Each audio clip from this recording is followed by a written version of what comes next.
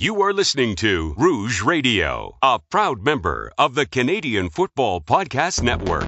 It's time to get the point as Rouge Radio is ready to kick off. Ready!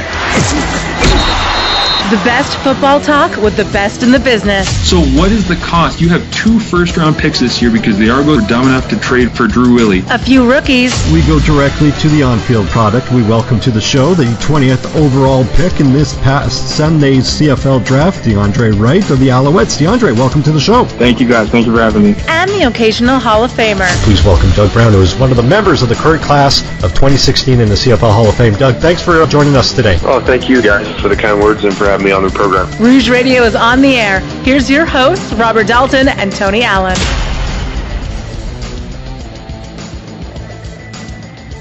Welcome to the Rouge Radio Podcast, episode 349, powered by the Canadian Football Podcast Network. My name is Robert Dalton, and joining me is Tony Allen. On today's show, we announce a new partnership, we preview Week 3 of the CFL season, and we spotlight some young quarterbacks, and Tony gives out his magnificent bastard. But first, Tony, you sent me a text earlier this week, and let me preface it by saying that it was a text that said, quote unquote, Zach Collaros will not see Week 5, and then end quotes, and then to give yourself credit, you said Tony Allen, as if you're quoting someone famous. Yes, unlike what our good one of our most favorite listeners, Joe, said, where I did claim that I wanted him to be hurt, but during our 9 teams and 9 weeks, I'm not proud that I'm right. Obviously, it's one of those things you don't want to be right, but you look at a player's history, you see how things have unfolded the last couple of years, and during the Saskatchewan Roughriders 9 teams and 9 weeks, I said Zach Collaros won't see Week 5, and look what happened. Yes, it's kind of I wasn't going to bring it up in the show because it's like, that would look really bad if I'm like, I was right. Zach Collaros got hurt just like I said he would. But obviously you want all the players to be healthy. If there is an upside, like I said, I do want to see Brandon Bridge and what he can do with this football team. It didn't work out when he came in replacement, but with full week under his belt, taking starter reps, let's see what Brandon Bridge does, and we'll hope that Zach Collaros has a speedy recovery and gets back on the field as soon as possible. It's not to the level of my 4 for 4 or my predicting a tie many weeks in advance. Yeah, and nothing will ever match that. Nothing will ever match calling a tie with him. And the thing is, you need to give yourself more credit, because not only did you call a tie, you called it within a point of what the final score would be. That's what really blows my mind. And on a unrelated note, we're somewhat related as we're talking about quarterbacks. Also, Ricky Ray, for all intents and purposes, seems to have played his last game after what appeared to be a very innocent play. Looked awkward, but Ricky Ray carted out off the field midway through that game on Saturday. I guess the question is has Ricky Ray played his last game in the CFL? And you know what? I hope so. And my wife and I were talking about it earlier on, and it's just, everyone loves Ricky Ray. Nobody is going to tell Ricky Ray to retire because they don't think he's good enough to make a comeback, or he doesn't deserve the chance to make a comeback. It is an argument I think everybody has when it comes to a quarterback like Ricky Ray winning a Grey Cup where he did. That, call it a career. You did great. And in Ricky Ray's case as well, it's not like a Zach Collaros or a Trevor Harris if they had come in and won their first Grey Cup at 20-some years old. And you're like, yay, there's a lot of football left in these players' careers. At 37, now 38, I don't know when he turned 38, but at his point in his career, and this is his 4th Grey Cup, I believe. So you're not talking about a guy who just finally got there early in his career and needs to keep going. Ricky Ray had nothing to prove to the CFL world or the football world or anybody by coming back this season. And I don't know if this is me sounding like I'm being ungrateful or rude, but it should have probably been something Ricky Ray considered. I said he'd call it a career, do it the way Henry Burris did. Once you've done that, you've got nothing to prove. So it's unfortunately, this is how we have to remember Ricky Ray. And people are going to say, no, I'll remember Ricky Ray for holding that Grey Cup. It's like, no, that's what you're going to tell yourself, believe. For the rest of our lives, we will remember Ricky Ray getting carted off of that field, and that potentially how his career ended. It would have been nice to just win the Grey Cup, and that's what we remember for you. The last image of you in the CFL, Ricky, is holding the Grey Cup, but whether we want to or not, the last image we're going to have of Ricky Ray is getting carted off. Yeah, it's one of those things where you kind of want him to have that one last shot, maybe in garbage time in the last regular season game. But for all intents and purposes, like I mentioned, I think we've seen Ricky Ray play his last game. It just sucks that it goes down just like this. All right, let's get on to our 3 Down Hot Takes, sponsored by Sea Giant. Get access to all your events near you in your area across Canada, including CFL games. Go to seatgiant.ca or download the Sea Giant app. Tell them Rouge Radio sent you by entering the promo code ROUGE for further discounts. 2nd and 9, Streveler, end zone, touchdown! And we talked about Streveler. I mean, it's just kind of back-to-back weeks. Chris Streveler last week. But after last Friday's game against the Alouettes, Tony, I've got to ask you, do we have a quarterback controversy growing in Winnipeg? I think it would be jumping the gun to say that we have a quarterback controversy, but I think similar to another text, it seems like we talk more about texting each other than actually talking to each other during the week, but that's how we communicate. But I think that was a back and forth with that. I wouldn't classify it as a controversy, but maybe the best worst scenario any coach or GM can find themselves in is, what if Streveler wins his next game? What if Winnipeg, again, we've been using in the last couple weeks the best case scenario that Nichols comes back on week 4 like we thought he was. If Streveler is 3-1 when Nichols comes back, you are 100% giving the ball to Nichols. There's no ifs, ands, or buts. People are going to argue till they're blue in the face, because people will that, stay with who's hot. But this is this is Matt Nichols' team. You don't lose your team to injury. All Streveler did was go in and take care of business. Now you've got 8 other teams that are looking at Winnipeg saying, well, now you can't afford these 2 guys. And if Streveler's proven he's a starter, well, we're going to bring him in and start him. So then, do you take Streveler, who's probably younger, you'll have a few more years, and you could probably sign him a little bit cheaper, or do you move on?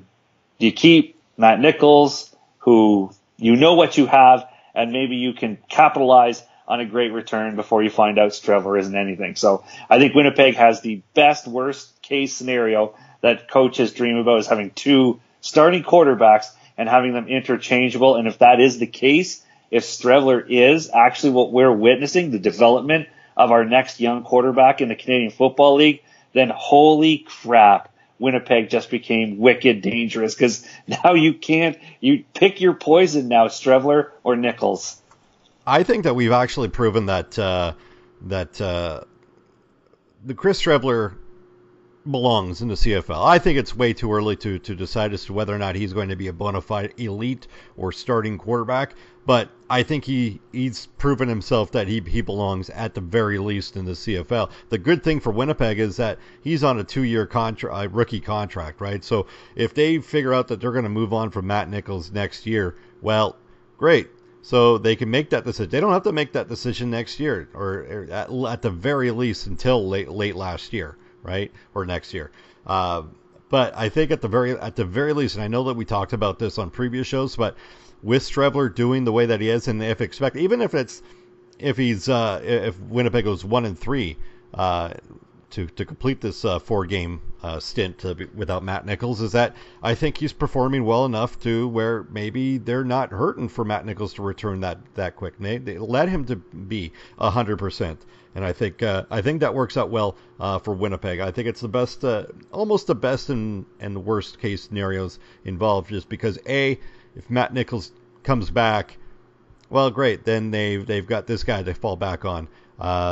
Worst case scenario is that they're very confident, but they still don't get the job done, and they dig themselves even deeper in a hole in a tough Western Division.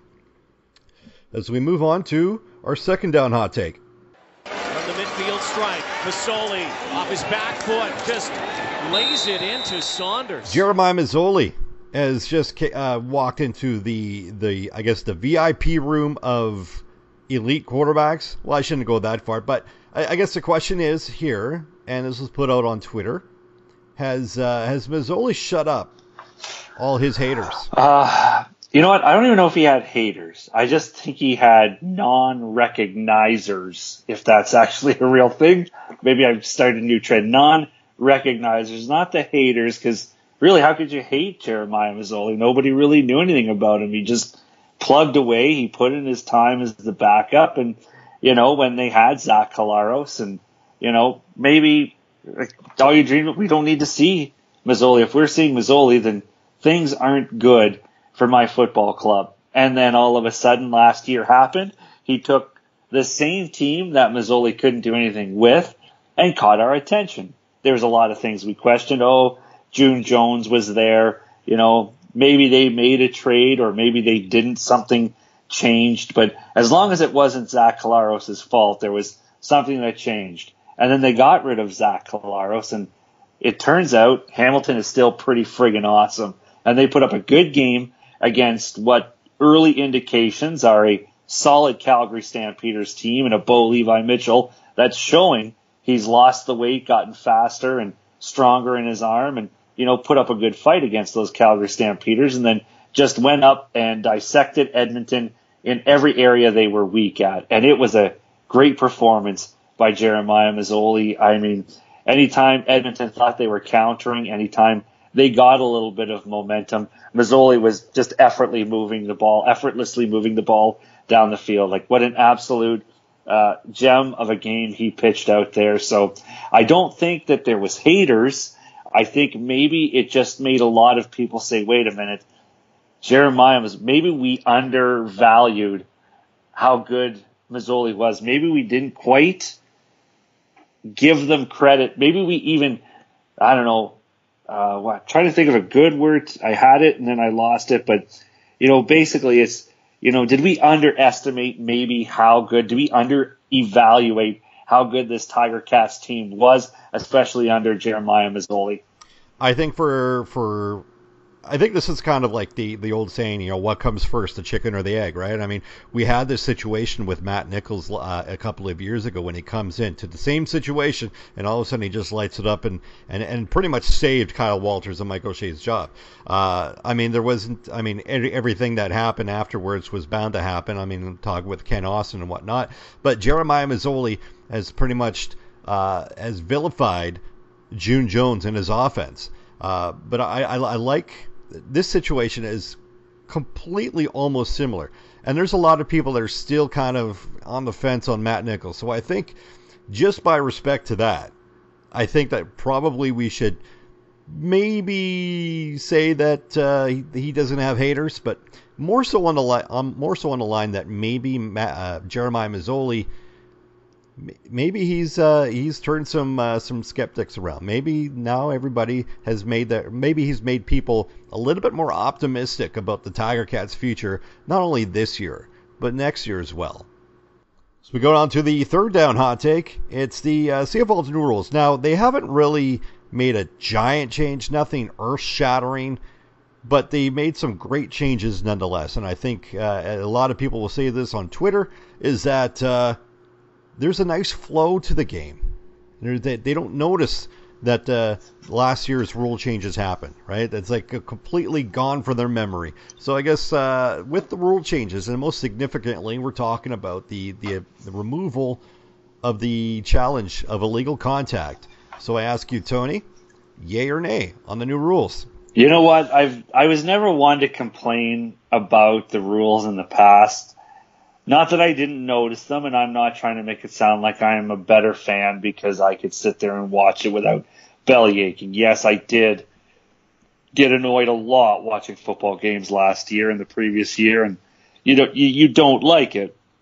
And the reason why I suggested this as a hot take this week, because I've watched almost all the games so far this year. I have missed a couple, and really the one thing I noticed was me not noticing anybody complaining about officiating. Of course, there's those people where losing the ref sucks, because that's how it works. Every time you see the, oh my God, the refs suck. Oh, let me guess, your team lost. That kind of stuff. But in the past, there's been legitimate arguments or complaints about officiating. And I mean, unless people are just sick of complaining about it, I haven't seen it showing up as much through 2 weeks on my Twitter feed.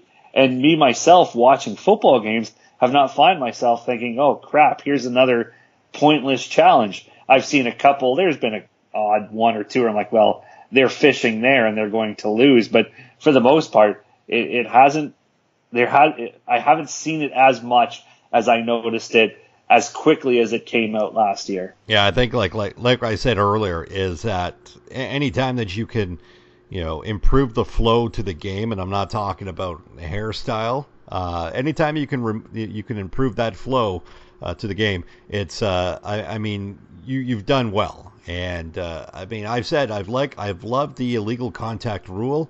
I hated the fact that it was challengeable. I mean, if you're gonna make that challengeable, you might as well make holding challenge, because that like holding happens on every single play. All right, let's go to. Oh my God! Number one. Seinfeld, you magnificent bastard! Our magnificent bastard, Tony. Who's gotten your notice? Who did you notice for this week's magnificent bastard? Yes, I was so excited to see this guy come back. As a Calgary Stampeder fan, and as a person who just loves to watch great football players play great football. And when it came to a week 2 magnificent bastard, to see Eric Rogers back with the Stampeders, and not just because he's a Stampeder, because he went through a lot of adversity since he left to try to make his NFL dream come true. And I mean, the most disappointing thing is he never got a legitimate shot, and a receiver with his height and build, he does essentially fit that mold that the NFL looks for in a receiver. So to see him not only come back, but to dominate the game like he did before he left, and to cap it off with a 59-yard catch into it, I'll call it kind of double coverage with Marcus Ball and TJ Heath. Those are two guys to try and wrestle a ball from, and he went up and brought it down. Almost a 60-yard pass completion, an amazing catch, 2 touchdowns on the night, and just an overall amazing return to the Canadian Football League, to the delight, if no one else, the CFL, or to the Calgary Stampeders and their fans. I gave this week's magnificent bastard to Eric Rogers on having pretty much a dream return to the Canadian Football League, and the city that really loves him and the fan base that really loves him. So, Eric Rogers, you magnificent bastard. And I like it to the fact that last week we went from a guy who beat the crap out of a fan to a guy who electrified his whole I like fan to base. keep him guessing. Yeah. All right, so let's go forward. Let's go bring back this segment now. As everybody knows, I am a huge Winnipeg Blue Bomber fan, and a lot of our listeners are being like, "What? Dalton's a Bomber fan? I don't believe it. I don't know. I don't believe it." Yeah, it is true. And the Winnipeg Blue Bombers have not won the Grey Cup since 1990. And if you need some verification, go on Twitter. Ask a couple Rider fans. They'll make sure that without provocation, they'll bring it up. So here's the thing, and we brought this out a couple of years ago, that if the Winnipeg Blue Bombers win the Grey Cup this year, I will do whatever you suggest. And here's the stipulation. You bring up something. In years past, we've had and don't come up with something silly like drinking a Slurpee.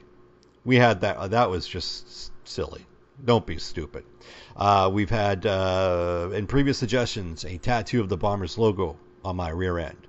What was it? Have a doudoir with basically a photo shoot for men. Have that in nothing but jorts and bomber gear. I could do that. You could tweet us at Rouge Radio or myself at Rouge Dalton, or send us the email at thenewrouge@gmail.com. But nothing silly. nothing silly like Slurpees or anything like that. Come on, just be creative and innovative, but just don't submit a suggestion for the sake of a suggestion. Just be better. Be better. All right, let's get to our power rankings. Tony, how are we doing? Yes, so we did kind of miss week 1. We will catch up in week 2 anyways, because week 1 was what it was. And it's always difficult this early in the season because, well, you've got a log jam essentially in the West, and then the East not really doing as horrible as you think they were. But we have Calgary Stampeders were number 3 to start off the season. They're at number 1. We've got Edmonton. They're at number 2, Hamilton at number 3, BC at number 4, Winnipeg number 5, Ottawa at number 6, Saskatchewan will take the number 7 spot, Toronto in at number 8, and Montreal at number 9. And it was difficult because with so much happening in the West, and it's always funny because when people want to argue your power ranking, they'll take their team and the fact that their team beat another team that beat a team we had ranked higher, therefore, science proves that their team should be number 1 or 2. And that's usually what every week is. Wait a minute. Last week, you had Hamilton at number 3, but we beat Hamilton 2 weeks ago. So clearly, we're better than Hamilton, making us better than them and making us better than everybody on your power ranking. You're stupid. You know, what's funny is everybody thinks that there's some kind of algebra for equation. It's not. It's just a matter of, how teams are playing, and would you put, or do you think that this team would beat that team in a course of a one game take it all? That's essentially what it is right now. And right now, Calgary has it all against everybody. Edmonton has it all against everybody except Calgary. And that's how it works. It's just as simple as that. There's no formula or anything like that. It's just, who do we think is the better team at this time? Let's get to our Week 3 predictions, and we start off with the Ottawa Red Blacks against the Calgary Stampeders. Tony, where do you think this one's going to go? I don't think this will be anything less than the brouhahas and the great football games that the Stamps and the Red Blacks have given us in the past. I mean, they really gave a licking to the Riders last week. Ottawa did, and they looked really good doing it. It was just Trevor Harris looked at the peak of his game like he did. Getting old makes my mind go. The seasons melt together. But whether it was 3 seasons ago when Trevor Harris came out and had that amazing start to a season before he eventually got injured, gosh, I hope that never happens again, because and on his game, Trevor Harris is one of the most amazing things and enjoyable to watch in football. And what he did to the Saskatchewan Roughriders to start off their season was a testament to Ottawa and Trevor Harris. I'm not going to pick on Saskatchewan. I'm doing this to say how really good Ottawa looked. And Calgary, on the same note, after not as a dominating performance to start the season, although looking very strong, they came out and just laid the straps to the Toronto Argonauts. And I'm not going to let anybody take away how good Franklin is, or the potential he has to be in Toronto now that he'll be a chance to get the starter there. So I'm not going to let people belittle the Toronto Argonauts and say that, well, this and that, and they are not good. They're still an okay team. And I haven't exactly pumped their tires in the last couple of weeks, but you know what? They're not a horrible football team.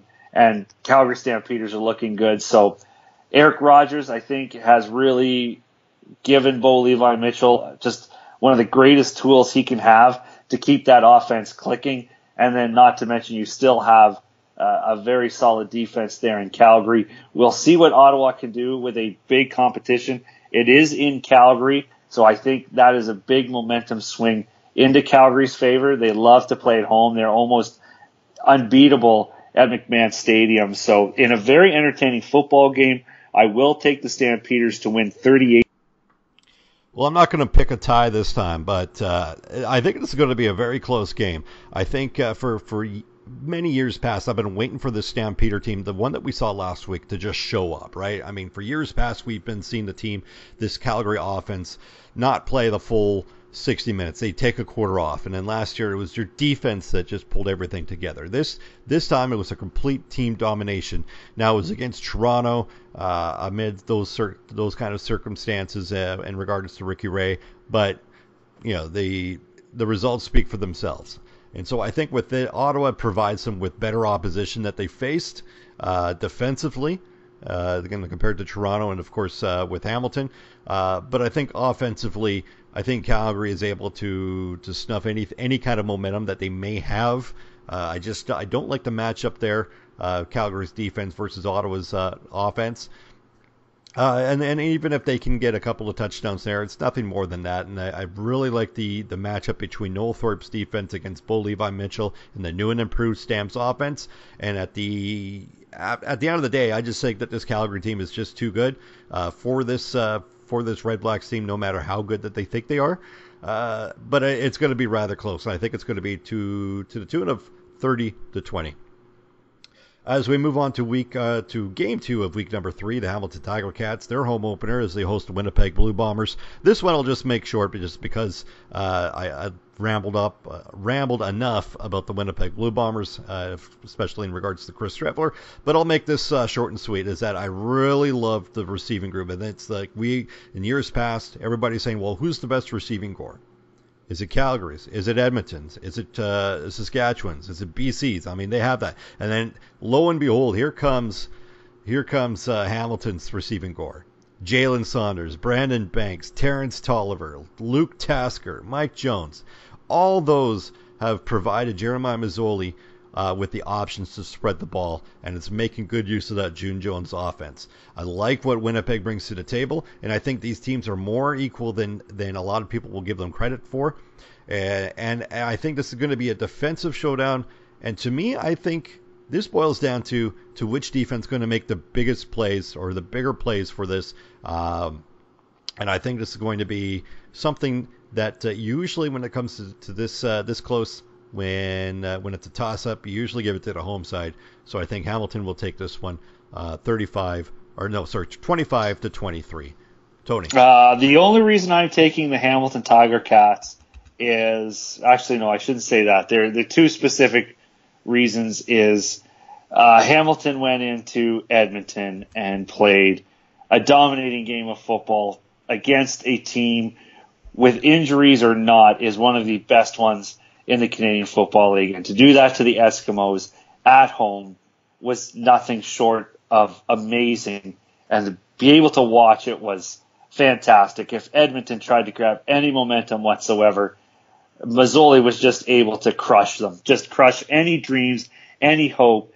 And on the one touchdown, I don't remember what it made the score, and I believe it was to Brandon Banks, and the defender for the Eskimos blows a tire and or gets deked out, whatever you want to give credit to. And as he's laying on the 2-yard line, they just stroll. Banks, I believe, just struts over the goal line. That is a Hamilton Tiger Cats team. That almost got him the magnificent bastard for the week. I was considering it, but I decided not to because I had such a silly magnificent bastard in week 1. I should clean it up a bit for week 2. But, I mean, just to saunter over the goal line like that, this Ticats team has more confidence than I think anybody does right now, and I think they can back it up. That's not to say Winnipeg doesn't have it, because, I mean, seriously, probably by halftime, everyone, well, not even just Winnipeg, probably all CFN fans were Googling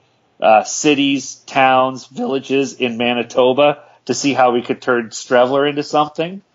Because that's what we like to do with Winnipeg quarterbacks, apparently. And don't say we don't, Manitoba, but you do. So I figured, even I was Wikipediaing, okay, what's the name of every town, hamlet, village, everything in Winnipeg to see where Streveler comes up. So that is a team that's brimming with confidence. But I think, unfortunately, for the Winnipeg Blue Bombers, they're just running into a team that has more right now, and their quarterback has the experience that Streveler doesn't. And honestly, June Jones has something over this team that is magical. And he understands the game more than the guy whose name I totally forgot.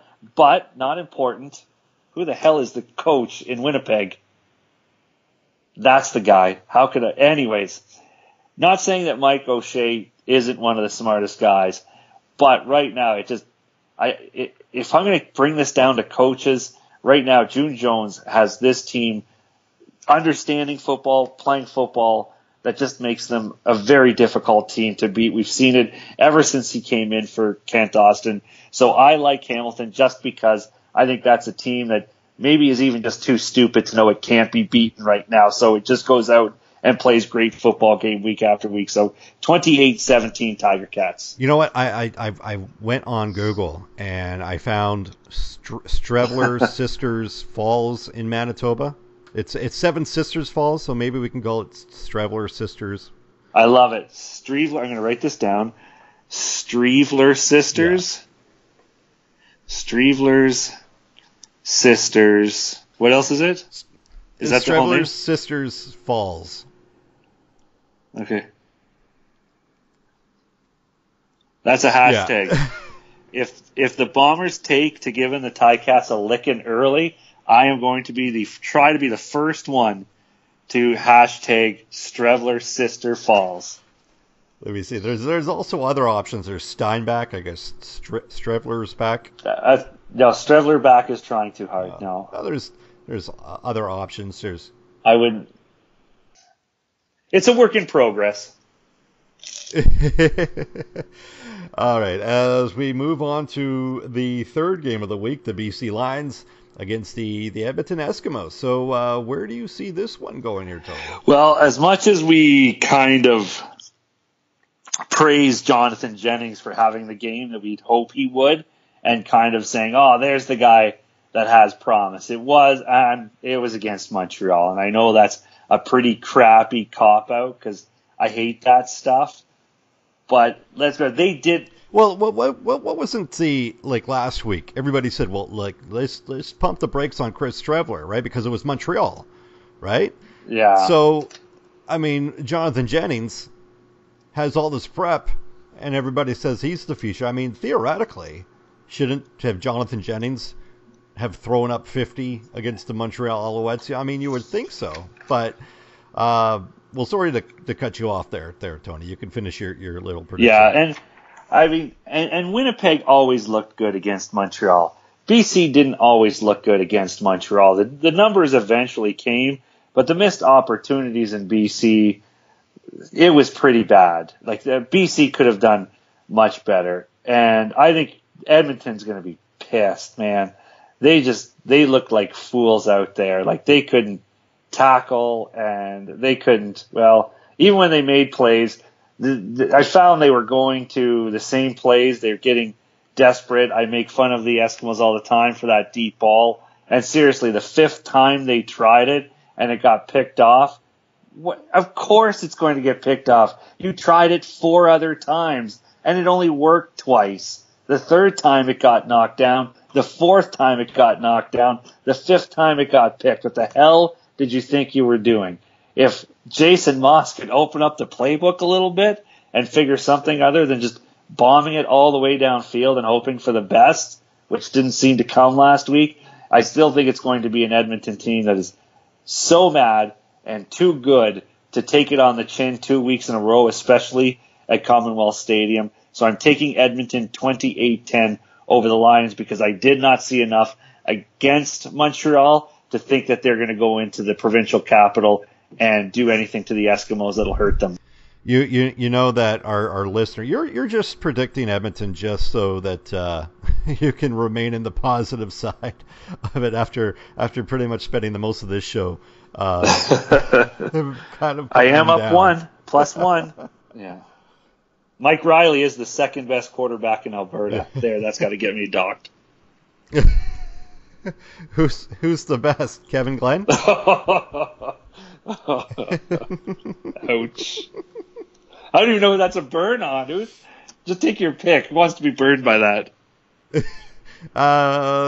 All right, let's move on to my prediction here. I think that to me is these teams are a little bit more equal, somewhat similar to what Winnipeg and Hamilton was.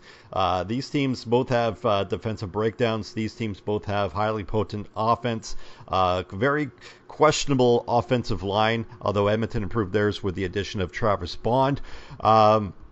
Their receiving core is probably has a little bit more depth than Edmonton, but I do see that these teams are a little bit more equal than a lot of people will actually notice. The only difference, and as other people have pointed out, is that you can have the worst team, but if you have Mike Riley, he gives you that added that benefit of the doubt here, because Mike Riley could make something out of nothing more times than not, and it's just unfortunate that I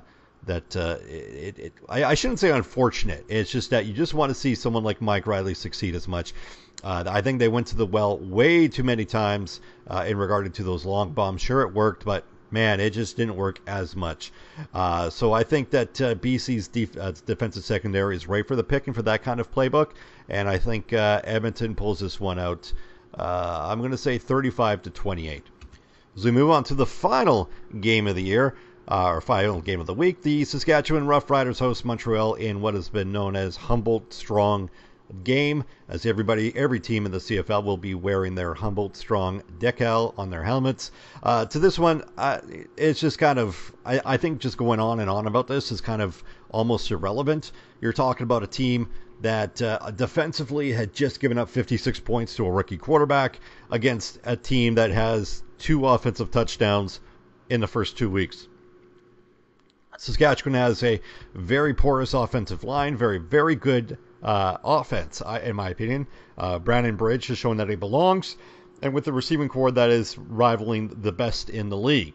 The problem is that, I've said it on Twitter, where you could put anybody on defense and it matches well against Montreal's offense, but whenever you take your best offensive player away from your offense, no matter what reason, you're really handicapping your offense, and I think I think Saskatchewan has the potential of blowing this game out, with the exception of that. On the flip side, I've been pushing myself as Drew Willie's #1 supporter, and every week so far he's just kind of said, "Hey, why are you doing that? I suck," and for that, I'm not pleased with his performance last week. Wasn't pleased with it the last 2 quarters against BC, and I'd be very highly surprised if Montreal has 2 field goals. Hell, I'd be surprised if they had 1 field goal. Heck, you know what? I'd be surprised if they got into field goal range. So for that, I think I'm going to predict Montreal to win this one, 25-3. Tony. Yeah, I think I would just be adding on to what you said and becoming redundant. Saskatchewan in this situation is still a better football team, 28-14, a simple preview of this one. This should be Saskatchewan's pretty easily. I would be surprised if they can't. Well, that'll wrap it up for episode 349. 350 will be in a couple of weeks because, programming note, I am on holidays. I seem to be the only one to be taking holidays, but I digress. I think out of this show's history, I am the only one to take holidays. I don't think Tony has ever taken holidays while we've had this show. I think you've moved. You've had some work related. You're the Iron Man of this podcast. Yeah. All right. Do you take holidays? I rarely ever take vacations. I go away at the most for a weekend, extended weekend at the most, but we never really, I don't really go anywhere, take any extended time. No, not really. Oh, you should. Take the family out, take them to Vegas. No, I'm joking. You can reach us at Twitter at Rouge Radio, myself at Rouge Dalt. You can reach Tony at Tony Rouge Radio. And, of course, you can email us at thenewrouge@gmail.com. Tony, any final thoughts? Just my final thought is the excitement of having the live mic broadcast come back on TSN. I think they're fun. I think we live in an age where people need to be closer, have more interactions, if you can call it that. Just another perspective on football games. I don't understand the need to move things backwards. We don't need this. Let's go back. Whatever happened to this? Why do we have to add all these bells and whistles? Do you think the NFL is the most successful pro sport in the entire world because all they ever do is find a way to maintain the status quo and not do anything ridiculous? They'll do things that are over the top, and we eat it up. Let's have a first down line. Oh, what a great idea. Let's have a computerized first down line. Well, if we're going to have a computerized first down line, let's have a computerized line of scrimmage line. Hell, let's eat that up because we're fans. Apparently we like that. Let's have the logo on the field showing the distance to the first down on top of the first down line, the yards required for said first down on a giant graphic on the field until eventually there's more graphics on the field than there is actually players. It sounds like I'm ranting. I'm not. I'm just trying to, maybe I'm just tired and sounding a little cranky. It's been a long week, but either way, my point is you draw people in, you expand your game, you do what you can to make the fan feel closer. If you don't like it, just put mute on your button. It's standard in every television, a mute button. Turn the volume. If you don't have one, for some reason, the volume will go down to 0 and just watch the football game. I'm glad to see it back, and plus a lot of the antics and things that are going to happen on there. We usually have fun, and of course, the one coach in the Canadian Football League that's always good for some fodder when it comes to the live mic issue. We'll see if he opens his mouth again, but overall, it's good to see TSN bringing the game a little bit closer to the people at home. Yeah, exactly. All right, time for my weekly dad joke. Tony, are you ready? Let's do it. All right. Did you know that diarrhea is hereditary? Oh, my God. It runs in your genes. Wow, I don't think there was a lower possible note we could have ended on. The Rouge Radio podcast, where we bring it down to kindergarten humor. Welcome to our new sponsor. Here's a diarrhea joke. What did we sign up for? All right, yeah, that much thanks to our newer sponsor, SeaGiants.ca, and to the promo code Rouge for further discounts on tickets in your area to any event going along in Canada-wide, SeaGiant.ca. For Tony, I'm Daltz. Thanks for listening. We'll see you next week. Thanks for listening. Find more great shows like this at CF Pod Network on Twitter.